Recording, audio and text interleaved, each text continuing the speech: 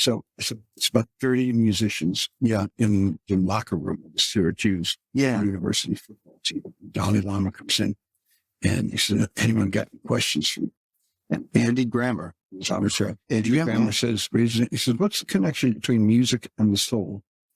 And the Dalai Lama, who I preface this by saying, Dalai Lama will probably do more good in the next hour than I'll do in my entire lifetime. So I'm not really knocking the Dalai Lama. And he was 80 something, and it's probably his speaking engagement of the day. Yeah. But the Dalai Lama answers the question, what's the connection between music and the soul? By trash and music. He said, well, music's nothing. It's good for getting people into a stadium like this so you can talk to them about real stuff, but it's just the most ephemeral. Wow.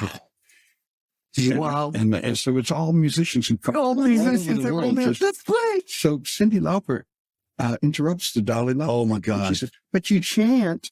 And he said, yeah, but chanting is just the most ephemeral. This is great. Then this guy, I forgot his name, but he's a rapper who'd been a Somalian or Sudanese, one of the child soldiers, who got marched across the continent. Wow. And he was back and he was with Swizz Beatz and he was rapping on the show.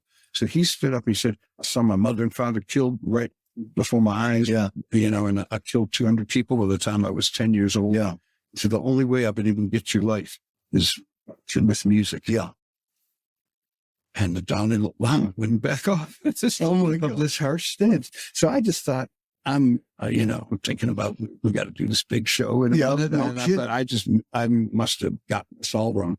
So the next day I called Phil Ramone, who produced the show. Yeah. And Phil was there. And so I called Phil. I said, I must have heard that wrong. The Dalai Lama trash music in front of a bunch of musicians who come there to support him and his cause all over the world. He said, oh, yeah.